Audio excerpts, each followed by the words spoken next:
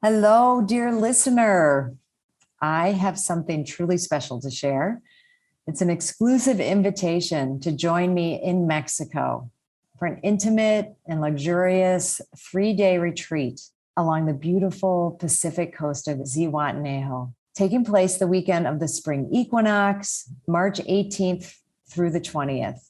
There's also an optional day to stay through the 21st for some special ceremonies that are happening in the area for the equinox. But the retreat itself is the 18th through the 20th, really an opportunity not to be missed. And I'm offering one lucky listener a discounted ticket on this weekend that I've just been loving into being actually for several years now as COVID and, everything. But when we conceived of building this place, our home down here, it's really what we envisioned, bringing people down here for retreats, for trainings, because we felt and we knew that this space was special. And as people keep coming down and we keep getting the feedback, how magical it is, we want to share it in a really intentional way. Be working with the 4 elements, earth, air, fire, water, the metaphors of the season. We'll set sight on a new vision for our mothering journey and creating a deeper connection to self and Mother Nature. So to win a discounted ticket, rate and review this show on Apple Podcasts. Screenshot it and DM it to me on Instagram at Dr. Gertrude Lyons. And remember, the most important thing to mother is yourself. Give yourself permission to take a retreat this year. And besides, who said mothers can't go on a spring break? I'll see you there. This is a Soulfire production. Welcome to Mother. No, it's Mother. Welcome to Mother, the show where we can explore our inner mothers to actualize our greatest selves. Through interviews with incredible guests, live coaching sessions, and my own experiences, we're going to dive deep into embracing feminine values and reparenting ourselves. So be prepared to show up, hold space, and be mothered in a way you never have before, but have always needed. It's time we rewrite the Mother Code. Hi, and welcome to episode 38 of Mother, season 2 of Rewriting the Mother Code podcast. Today, I had so much fun sitting down with Jillian Eichel. Jillian is a life coach, faculty member, facilitator, speaker at the Wright Foundation for the Realization of Human Potential, which, if you've been listening, happens to be where I work also. And I consider Jillian not only a coworker, but a dear, dear friend, and really kind of a sister from another mother. We've had some just beautiful and really meaningful experiences over the years that we've worked together. And I have always appreciated Jillian as just a superb coach and master at what she does. One of the reasons being that she just is always deeply digging into her own work. And I think that's something that makes a really integrous and powerful coach. And one of the areas and what we're going to be talking about today is a particular area of expertise for her, which is coaching and working with singles. And she shares today about her journey, things that have made a difference for her and her journey as being a single woman and having an extraordinary life and everything that, we talk about in Rewriting the Mother Code, what she was raised with, the culture and, kind of what you're both up against and what the possibility is in living a robust, beautiful life as a single person. So we really dig into that. We explore that territory and also have a lot of fun doing it. I think single, married, wherever you're at, you're going to find some really useful, practical kind of wisdom in today's episode. So I hope you enjoy. Well, I'm super excited. We're kind of up bright and early. I get to be on this morning with Jillian Eichel, and I'm going to share a little bit about her, but welcome to the show, Jillian. Thank you so much for being here. Thank you so much, Gertrude.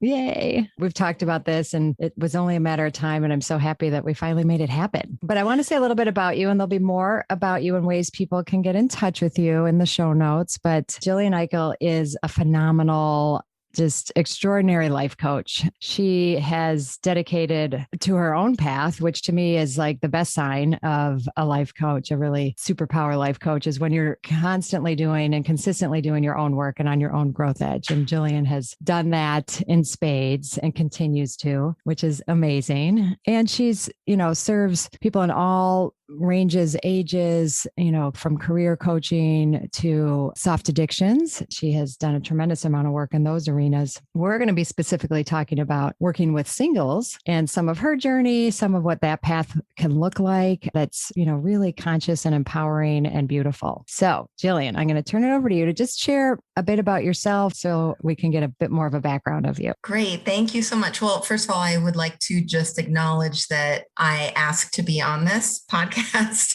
And thank you for inviting me after I asked you. But I was pretty intrigued by, the concept of rewriting the mother code. I thought it was really important. And I thought it was important to bring in this, what is this for a single woman? And it made me start to think about like, what does this even mean to like rewrite, the mother code or rewrite a code if you're single? And so I thought that would be, a really interesting topic, being a woman in my 40s, in my mid now to late 40s, and being not married it's not the normal path, I would say. And I've learned tons about myself as a single person and also in coaching, both women and men who are, dating or even just want to have a really satisfying single life and not be married. So I don't know. What else do you want to know about me? Ooh, let's see. Well, tell me a little bit about how you got into coaching and just a little bit of your kind of professional background, and then we'll move into the topic. I grew up in LA and I came out to Chicago for college and ended up working in administration for this psychology-oriented organization, which is now the Wright Foundation for the Realization of Human Potential. And I just remember seeing these people who were taking these courses and like, wow, they're really not like the folks I grew up with in Los Angeles, and furthering my own, vision and journey about using my gifts of sensitivity, of, really wanting to enter a career where I'm working with people one-on-one. I decided to go back to school and get a master's in counseling. And then I became a therapist. I got a license and worked in the therapy mental health field for about 5 years. I specialized in addictions. I liked doing that, yet there was the two basic goals were keep them out of the hospital and keep them on their meds. And so that wasn't really the, model of accessing your human potential. And so then I came back to the Wright Foundation and decided to focus on coaching. And here I am about 20 years later. Yeah. Really developed yourself as a coach, also a facilitator of groups and speaker, and have done a lot of, that work through the organization and outside of the Wright Foundation, which is what, as I said before, makes you such a great coach. Well, thank you. Yeah. Well, we have just this phenomenal curriculum. And I think, so for me in my 20s, I was dating. I mean, I've always had a robust dating life, I guess you could say. I've always been one. I first got my license at the age of 16. What we did basically every weekend was to cruise Ventura Boulevard and look for guys, right? So like I've always been interested in dating relationships. And it wasn't until my 20s when I popped into one of the Wright Foundation's singles evening workshops. And I'll never forget the coach who was sharing, like all of my questions were around, attraction, sex. And she said, Jillian, it's not all about sex. And I remember just being like kind of embarrassed and like, what, really? Oh, I didn't know. Well, then what is it about? And that sort of got me really interested in what does this mean to be, on a quote, conscious dating path. I love that. And thank you for your vulnerability, because it's, at these times we look back at and we get to see how far we've come, right? So what did you discover if it wasn't all about sex? And, not that sex is out of the picture, but it sounds like you found more. Yeah. Well, so I decided at that point, I was still in my own training, but I was in my mid to late 20s, and I decided to use some of the assignments that we offer in our singles programming. I mean, what I discovered about myself was that I had no idea who I was. Basically, all of my dating relationships, boyfriends, it was really about some sort of kind of high physical attraction. And when I began to learn about myself, meaning, wait, who am I? What do I care about? What do I like? What do I not like? And this is where I think the code piece is so interesting, because I began to look at why am I the way I am?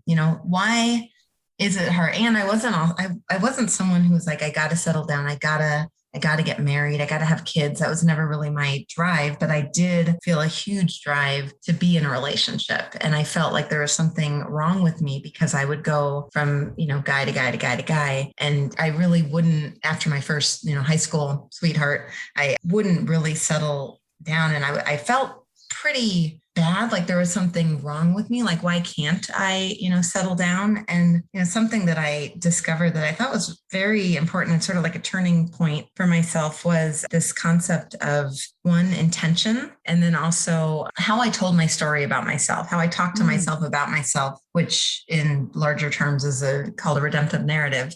But for intention, there was one of these assignments that I had was on intention, like look at what is your intention. What I realized, like, wait, if I intended to be married, I would have been married. I would have married my high school sweetheart. I would have married my boyfriend at the age of 28 who wanted to get married. I had like opportunities and I didn't. And so actually I looked back, it's like, wait, no, my intention was to learn about myself through dating, was to learn about men, was to experience lots of different types of relationships. So I had more of an intention of learning and growing and discovering myself rather than settling down and having a family. And so that was pretty freeing.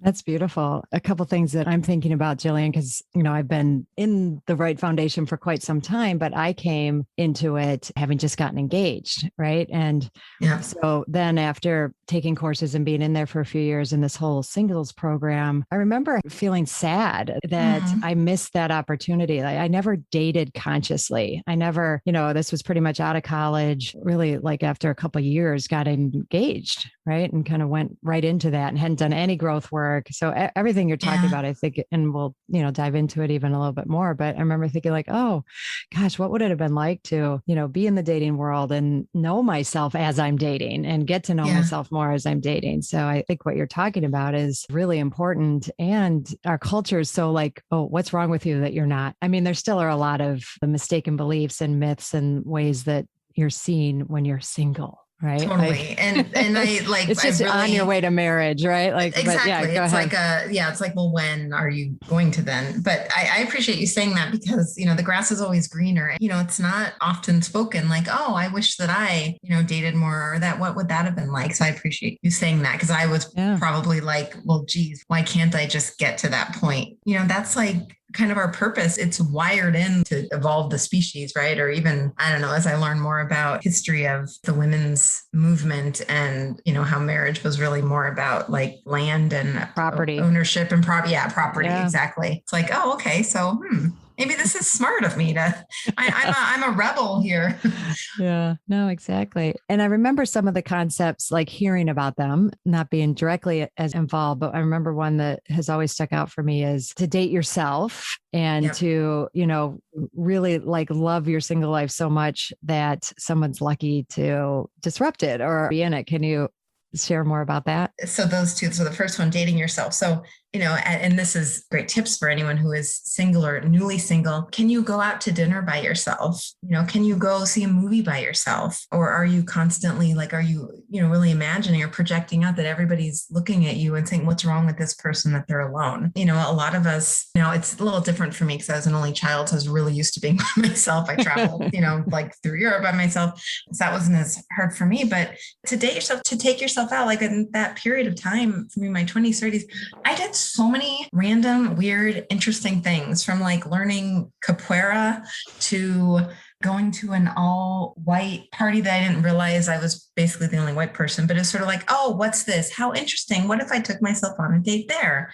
But really learning how to fill time with things, activities, people that are extremely enjoyable, getting off the couch, not watching television and really like looking for things. I found so many just interesting things in Chicago, great groups of people, especially too, if you're on this conscious path and you're not interested in drinking and that sort of party environment, there's so many great groups of people who are, having conscious celebrations like dances on the beach, fire circles. And gosh, I'm not even thinking of all of them right now. But so dating myself was an adventure of treating myself like I would want to be treated. So it's like, why would I want to wait to meet a guy so that I could be treated well? And the same thing for like, this, maybe younger people might relate to this a little bit more, but like, like buying dishes. Like, okay, I can't have nice dishes or linens until I'm married because that's what you put on your registry, right? Wow. So it's Yes. like, No, I all totally these things. get it. Yeah. And it seems so weird to like say it now, like, Yeah. why would I think that? But we do, right? Yeah, Like totally. I was shopping with a girlfriend who was in her 40s and, a very successful, happily single woman. She's like, do you want to come to Bloomingdale's with me? I just realized that I'm still using the silverware set that my mom gave me when I moved out in high school. It's like, oh yeah, okay. So adulthood, right? Like getting this stuff for ourselves. no, that makes so much sense because, we have these marking points that are wired in as like, oh, this is when you do that. But when you're conscious and thinking about it and dating yourself or providing, a life for yourself that you love, then you start thinking about those things, right? Yeah. And it makes so much sense. I love it. Yeah. And to your other question you had was around this, having your life be so satisfying that anyone that you meet, it would have to be a real choice. And one thing I think about that is this, the sense of desperation. And I think that what I see in a lot of the singles that I work with as well is like, especially in the 20s and 30s and maybe like early 40s, I feel like 40s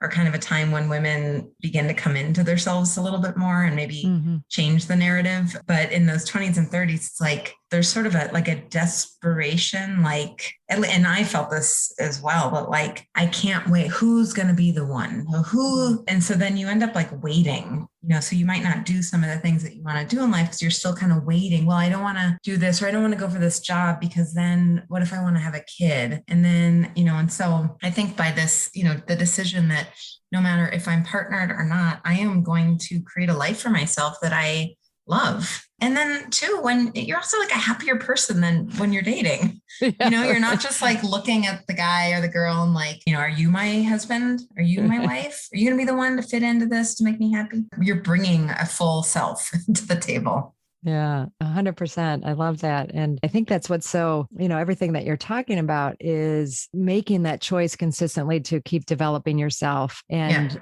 again, it's sometimes, scripted or a little easier in a relationship to like work on yourself for the relationship again, like it's not so much about you. And this is, a really important, beautiful choice to have it and allow it to be all for you and all about you and taking care of yourself. Totally. Such an undeveloped skill and muscle that most of us, particularly women, don't do so well at, and then get in relationship and forget it, or have kids, forget it. Right. So to have that time to build that muscle, if you then choose that, and if not, you're having a rockin' life, which is ultimately what we're going for here, I think. And I want to say something about that too, because as I realize, even sitting here, I think this conversation would be harder if I was not partnered. So I, my like mid 40s, and like I've moved in with my, partner, boyfriend here. This is later in the game, right? And this conversation would be harder to have. So even knowing everything I know, there's still the cultural messages. And so I think if, anyone who's listening here, if you're single and like, it's really important to have role models around you. You have to see women who are older than you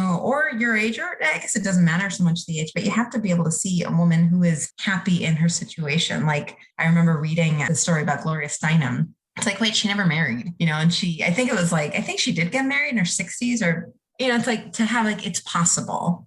Because most of our and I know that you use a lot of the sort of the goddess energy mythology, but there's not, a lot of the mythology around single women are, witches, hags, spinsters, unwanted, just sort of like, living alone with cats. Totally. This huge smear campaign that happened. Yeah. Exactly. I live alone with a lot of cats that happened along the way in history because that wasn't always the case. Right. But our patriarchal culture turned all of that other lifestyle that didn't involve being with a man as something, disturbing or bad, or, basically you could die for it at certain points. So that is a long and deep history. It is. It's very threatening. Women on their own and their full power. Whew, I know.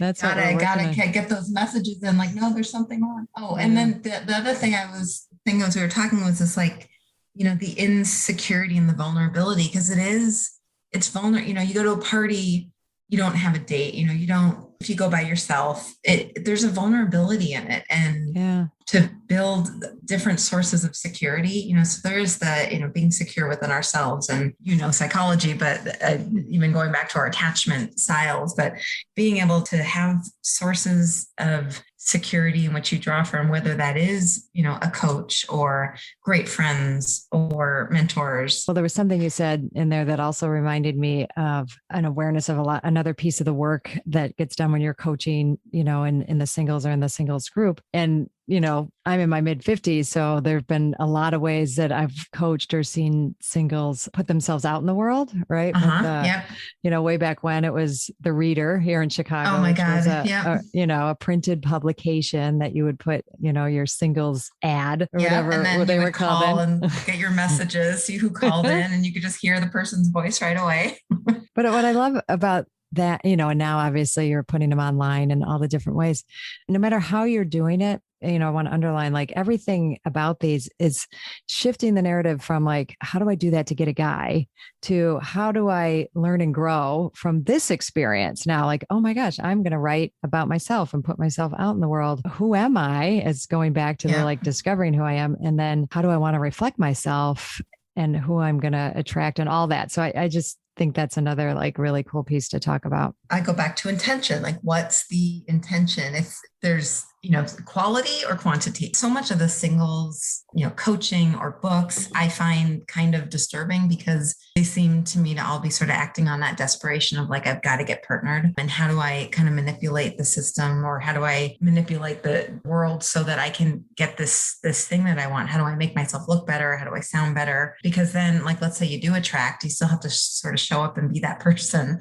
So quality versus quantity, right? So if you're going for quality, to put yourself out with like, what do you care about? What are your values? Who are you looking to attract, to meet, to go out with? If you want higher quality, you may not want to spend that much time, dating anybody, right? You might want to like pre-qualify. And so putting yourself out, dating profiles too. If you want quantity, you put pictures and a couple of words, right? You don't really have to put like that much out because you're just looking for quantity. I think quantity can be really useful if you're feeling a sense of scarcity. And that's also sort of that desperation. But if you feel like there's not enough guys, everybody's married, there's, no women want me. Like if you're in that sort of scarcity mindset, you do need numbers. You need to go out and meet as many people as you can so that you don't have that sense of scarcity. And in some cases, it might be that there isn't, the older you get, like my mom, for example, who's 85 and is single, she's in a senior place. And like, she actually is the only one who's not on a walker, right? So, there is a reality of scarcity there. But, in general, I think that, having an intention for what are you putting yourself out? And, the more clear you can be, singlehood can really be a profound spiritual path. The Wright Foundation has phenomenal assignments programming for singles. And the only book I ever found useful was this one called If the Buddha Dated, a handbook for finding love on a spiritual path, which is just, I'll have to get that. Yeah. Yeah. It's fantastic because it's really talking about like, you're dating, it's a spiritual path. So what is your truth? Are you willing to share your truths with your date? The research shows that we lie 100% of the time on dates. And,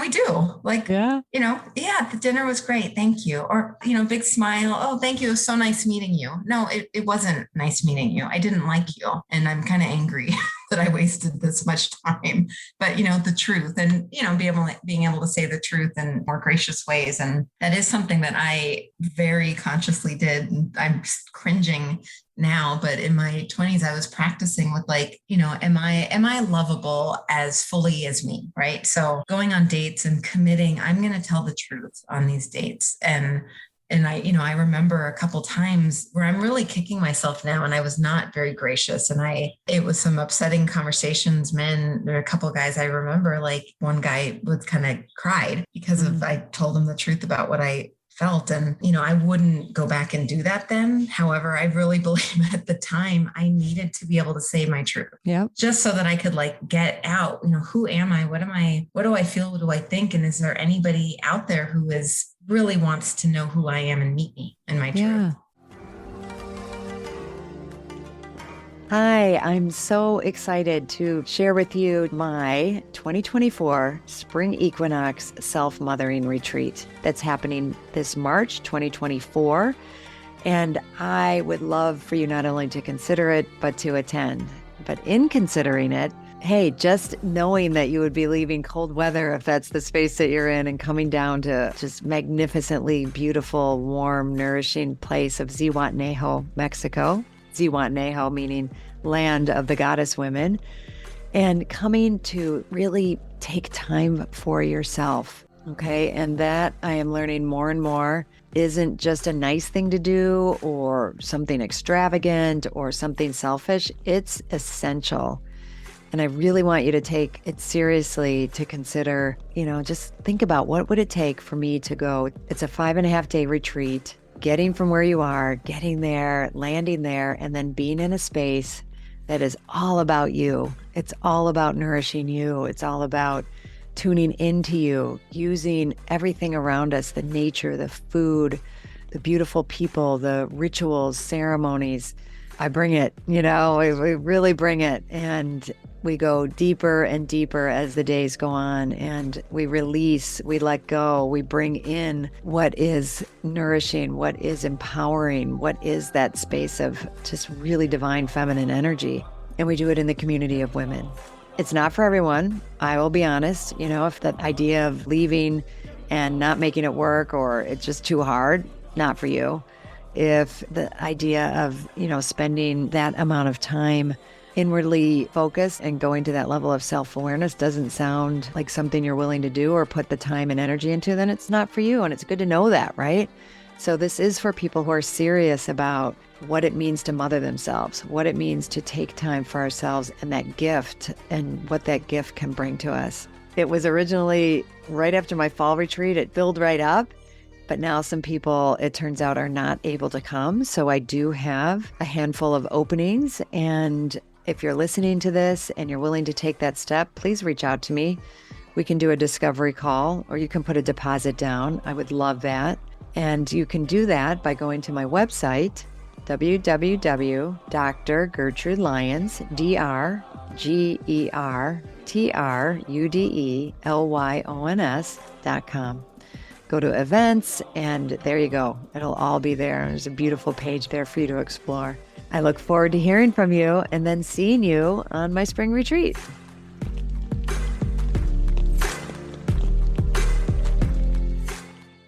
When we have our worst nightmares, right? Like if I really told the truth, I would never date again, Right. Or, we go to those extremes. So to test those things out, and yes, we can apologize to the individuals who, we're kind of in that path, but at the same time, we don't know, like if he cried, maybe you were telling a truth that he needed to hear. Right. So we can't totally judge it, but I understand having maybe more graciousness now and setting it up, right? Like, hey, guess what? I'm going to be telling you the full truth. So if at any point, would you like to go out with me?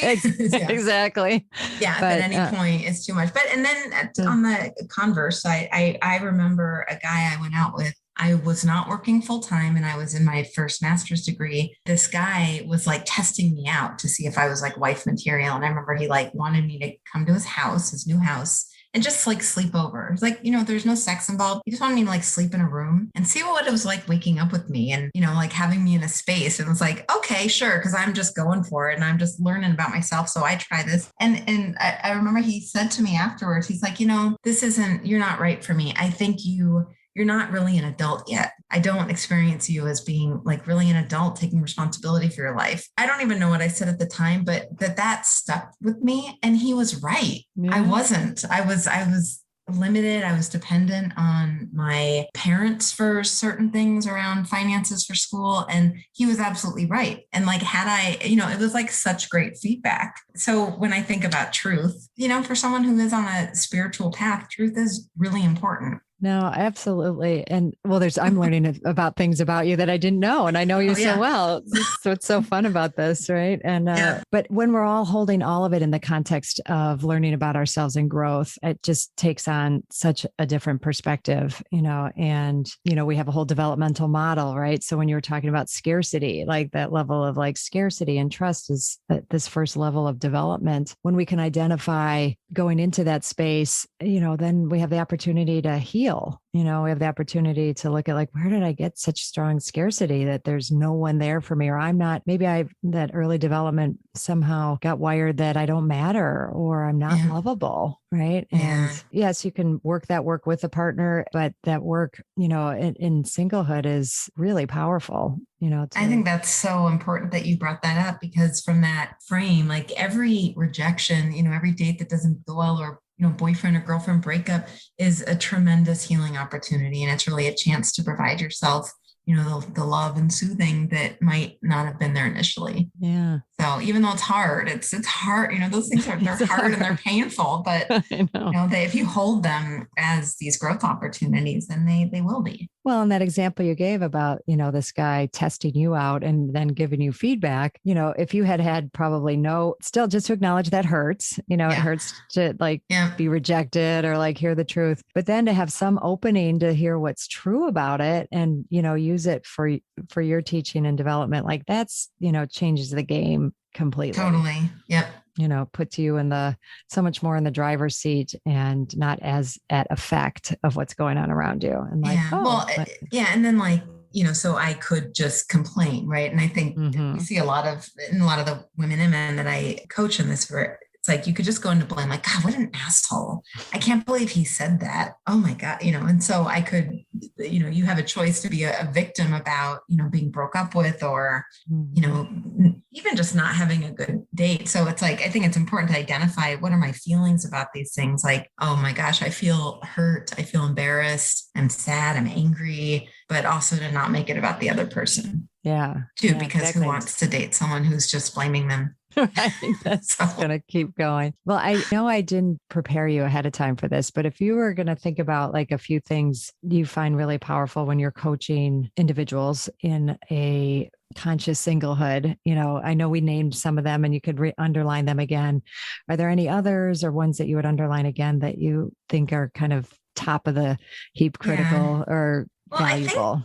I think about this when I start, and I just had someone reach out to me last week, or maybe it was just a couple of days ago, about he was ready to start a relationship and he wants to get some coaching. And I loved, he said, because I want to know more about myself to pick a right partner. I'm like, wow. Oh, this, I can't wait to work with this guy. But so your question, I think to understand why, if you are single, if you're dating, or if you're, getting divorced or kind of entering the dating world again, knowing why you want to date, I think is really important. Knowing why you want a relationship, I think is really important. What I'm hearing in that is having a vision, creating a vision for yourself and being aware of like what deeper yearnings you have that you can get met, and how are you expecting them to get met in a relationship? Yeah, exactly. And, I think what I found hard in coaching is that there needs to be like an openness, knowing the why, right? Understanding your yearnings underneath, really what is it that you're hoping a relationship will give you?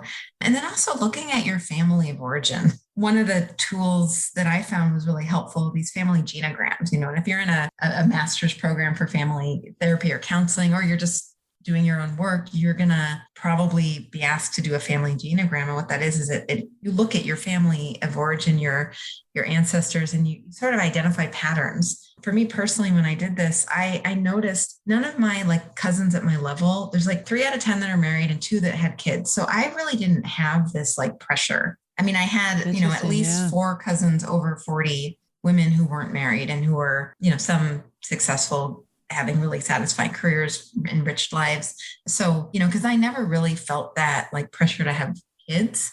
I did feel a pressure to be in a relationship, mostly because I had such, strong, deep yearnings, and there's sort of the cultural messages. But I think understanding that, because if you're up against everyone in your family is married, successfully married for generations, you're going to be dealing with a lot more judgments about yourself. And then also, this is not going to be pleasant for people to hear, I think, but being open to the possibility that you might be happy being single, like that could be a possibility. Because I did not want to hear that. I had mentors who were like, what's wrong with being single? So I had these people sort of questioning, and I just like, shut up. Like, no, I have to find someone. You don't understand. It's so easy for you to say you're married. Like, come on. But to be just open to that possibility. And again, what would my life be like, and how exactly. And like that it would be okay to not. Totally. I love that, Jillian. I think that's, so important and confrontive, right? Because as much as we, might be telling ourselves like, yeah, I'm going to have this awesome single life for a while, until, right. But like, no, let me imagine my life single and what could be possible, from that space. It seems like to me that, and, I'll do that also with women around having kids, right? And just so sure you're going to have kids and, and kind of a similar thing, like, well, let's imagine your life without and what's possible. And I think what's so powerful about that, because there is that drive, right? So there's the mother code, right? And so the drive, like you have to do something with that. And same with relationships. I mean, we yearn to connect, or, we're wired to bond, and you need people to take care of and to take care of you and to give and to partner. So when you're able to, be free to look at that, you're going to add more partners at work, or you may have deeper friendships or people. You do kind of have to build the support around you to get those yearnings met. Yeah. Well, and to be with all the feelings along the way, because I think also kind of act like, well, if I get married or if I have kids, then suddenly like anxiety goes away, or, these things I'm feeling now are not going to be there. Like, no, they're just different, of course, For sure. And we can talk about this like, oh yeah, it's great to be single. But like, I mean, the nights like sitting in my closet crying, like, cause I was just so hurt and so sad and so lonely. Like that's real. So, and that's life, right? Like, when I've got Michael now, it's not like I don't have feelings. I mean, I will say some is alleviated. Life still has like things about life that bring about so many feelings. So I love that you brought that up, the importance of being able to be with really deep, powerful feelings. Yeah. Well, I love everywhere we've gone today, Jillian, and you've, I think, brought so many important insights, realizations, possibilities. And that's, I think, the key thing,